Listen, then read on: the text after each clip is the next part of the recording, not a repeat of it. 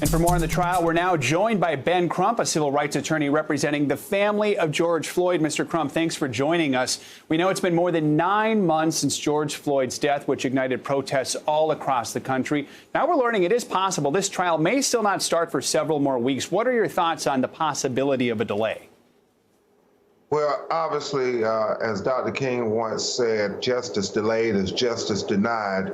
We want this case to move expeditiously. What we're asking for is nothing different than what would have happened if the roles were reversed. The same way they would have zealously prosecuted George Floyd had he did this to Derek Chauvin is what we want, equal justice. Now, Mr. Crump, I want to talk about the possible reinstatement of a third-degree murder charge against Derek Chauvin. Now, of course, he's already being charged with second-degree murder. So tell us, why is this additional charge important? It's very important because you want the jury to have every option available to them to hold Derek Chauvin criminally liable for what we saw on that video. They tortured George Floyd literally to death right before our eyes. And that is the reason that video has been seen over 50 million times. Attorney General Keith Ellison, who's the first African-American Attorney General for the state of Minnesota, understands the importance of including every lesser included charge. So the jury, if they find they don't believe it was this charge, then they got another option. The same thing they do to many people in our community when they throw the book at them. They put every lesser included charge in there, and that's what Ellison is doing. We want justice. Mr. Crump, the attorney for Derek Chauvin, previously said in court filings that he thinks Floyd endangered officers by resisting arrest. As you just heard in court yesterday, the defense is expected to bring up drug use in the trial. What is your response to all of this? Their argument is going to be that that is why Officer Chauvin isn't guilty. At the very least, they're going to argue it might be enough to get reasonable doubt. What are your feelings about that?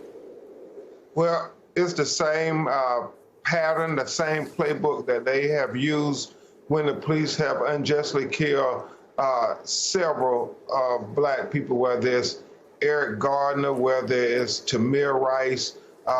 It's just this pattern that they attack their character after they have assassinated their person. When I was in law school, they taught us if you have the facts on your side, then by all means argue the facts. If you don't have the facts on your side, then you attack your opponent's character in hopes that it will distract people from focusing on the facts. Well, everybody is going to be focused on this video because it was reprehensible, and it doesn't matter what they say about George Floyd. Nobody deserved that. They're going to call him everything but a child of God, but that won't matter because what is on that video is the only thing that is relevant.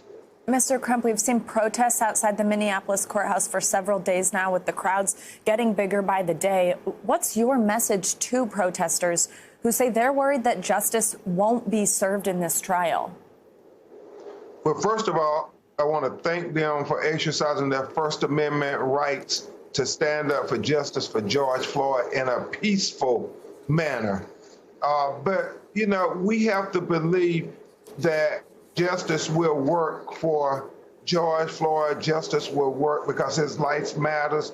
Justice will work because Black lives matter. And we just have to make sure we remain vigilant and don't take anything for granted. We've seen too many times, especially there in Minneapolis with Philando Castile. So we are not taking it for granted, but we are optimistic that there will be convictions for Derek Chauvin in the killing of George Floyd. Mr. Crump, quickly, I want to get back to what we were talking about a little bit earlier. If to add that third-degree murder charge back into the case means a delay in the start of the trial, is that a fair exchange for you? Are you willing to wait a little longer if that means that it might add the third-degree murder charge back? We have great confidence in Keith Ellison. He has a track record for civil rights, and if him and his prosecutors think that's the best course for justice, then the family and our team will respect that. All right. Ben Crump, thank you so much for taking time to speak with us this morning. We appreciate it. You're very welcome. Thank you. Hey, NBC News viewers, thanks for checking out our YouTube channel. Subscribe by clicking on that button down here and click on any of the videos over here to watch the latest interviews, show highlights, and digital exclusives. Thanks for watching.